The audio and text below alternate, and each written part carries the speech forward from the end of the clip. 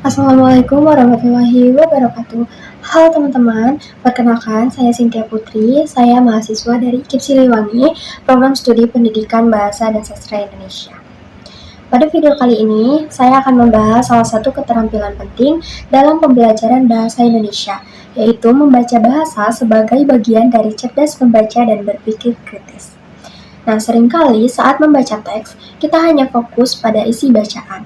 Padahal membaca yang baik tidak berhenti pada apa yang dibahas, tetapi juga memperhatikan bagaimana bahasa digunakan oleh penulis. Inilah yang akan kita pelajari melalui materi memahami struktur dan keindahan bahasa. Lalu di sini ada tujuan pembelajaran. Setelah mempelajari materi ini, kalian diharapkan mampu yang pertama mengenali dan memperbaiki kalimat yang tidak efektif. Yang kedua, menggunakan diksi atau pilihan kata yang tepat dan menarik. Yang ketiga, memahami gaya bahasa atau majas dalam teks. Lalu yang terakhir, menulis paragraf yang jelas, padat, dan logis. Semua kemampuan ini sangat penting agar kita tidak hanya menjadi pembaca pasif, tetapi pembaca yang kritis dan cerdas.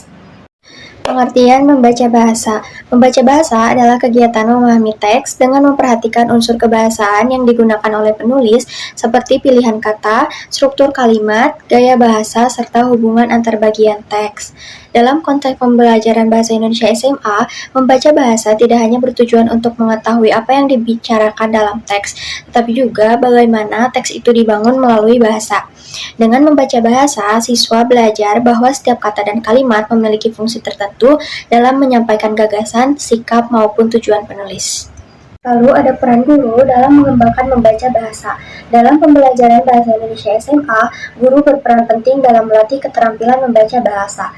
Guru tidak hanya meminta siswa menjawab pertanyaan isi teks, tapi juga mengarahkan siswa untuk menelaah penggunaan kata dan kalimat, mengidentifikasi maksud tersembunyi dalam teks, membandingkan berbagai teks dengan gaya bahasa yang berbeda.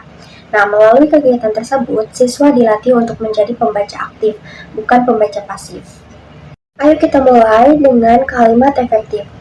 Sekarang, coba kita perhatikan dua kalimat berikut. Para siswa-siswa mengikuti upacara, dan para siswa mengikuti upacara. Kalimat mana sih yang lebih enak dibaca? Tentu saja kalimat kedua. Kalimat pertama terasa berlebihan karena kata para dan siswa-siswa memiliki makna jamak yang sama. Inilah contoh kalimat yang tidak efektif.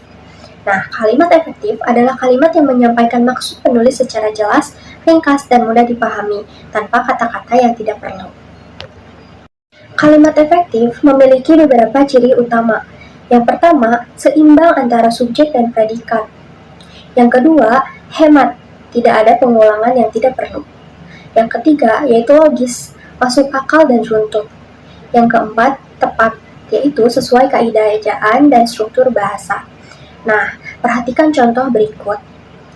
Saya melihat dengan mata kepala sendiri kejadian itu. Lalu kalimat kedua, saya melihat sendiri kejadian itu. Nah, kalimat kedua lebih efektif karena tidak menggunakan kata-kata berlebih. Dalam teks non-fiksi seperti berita atau artikel, kalimat efektif sangat penting agar pesan penulis tersampaikan secara cepat dan akurat tanpa membuat pembaca harus membaca ulang.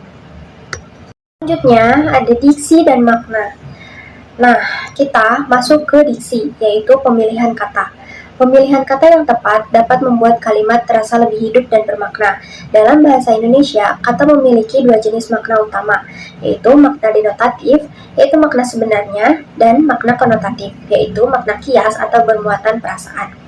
Nah, contohnya, makna denotatif, yaitu ia berjalan di bawah hujan. Lalu makna konotatif, ia berjalan di bawah hujan kenangan. Nah, kata hujan pada kalimat kedua tidak hanya bermakna air yang turun dari langit, tapi juga menghadirkan suasana perasaan tertentu karena adanya diksi kenangan. Lalu, ketepatan diksi juga berkaitan dengan kesantunan bahasa. Misalnya, kata meninggal terasa lebih halus dibandingkan kata mati. Dalam karya sastra, diksi sangat berperan dalam membangun suasana dan menggambarkan karakter tokoh. Lalu ada gaya bahasa atau majas. Nah, agar tulisan tidak terasa kaku dan membosankan, penulis sering menggunakan gaya bahasa atau majas. Beberapa majas yang sering muncul dalam teks sastra antara lain, yaitu personifikasi, yaitu memberi sifat manusia pada benda mati. Contohnya, angin berbisik lembut di antara pepohonan. Lalu, yang kedua hiperbola, yaitu melebih-lebihkan sesuatu. Contohnya, tangisnya mengguncang langit. Lalu, metafora, yaitu perbandingan langsung tanpa kata pembanding.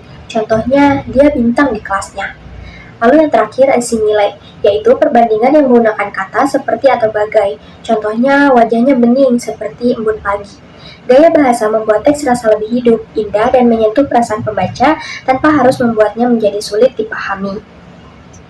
Lalu di sini ada kohesi dan koherensi. Kohesi berkaitan dengan keterkaitan antar unsur bahasa dalam teks, seperti penggunaan kata ganti dan kata hubung yang mengaitkan antar kalimat.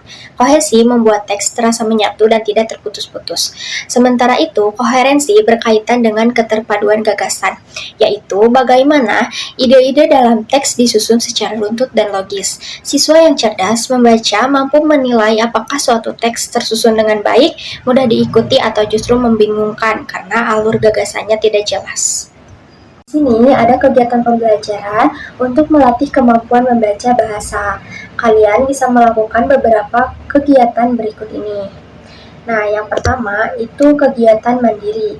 Carilah satu teks berita atau artikel pendek, bacalah dengan cermat, lalu temukan kalimat yang tidak efektif, perbaiki kalimatnya, dan jelaskan alasan perbaikannya. Lalu yang kedua, kegiatan kelompok. Nah, bisa kalian bersama teman-teman pilih puisi karya Khairil Anwar atau Sapardi Djoko Damono.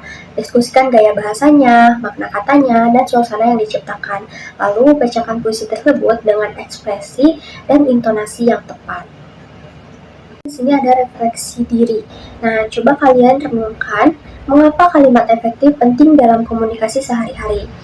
Lalu, bagaimana gaya bahasa dapat memengaruhi perasaan kita saat membaca puisi atau cerpen. Pertanyaan ini membantu kita berpikir lebih kritis terhadap bahasa yang kita baca dan gunakan. Sebagai penutup, dapat disimpulkan bahwa membaca bahasa berarti memahami ketepatan dan keindahan kata. Kalimat efektif membantu pesan tersampaikan dengan jelas.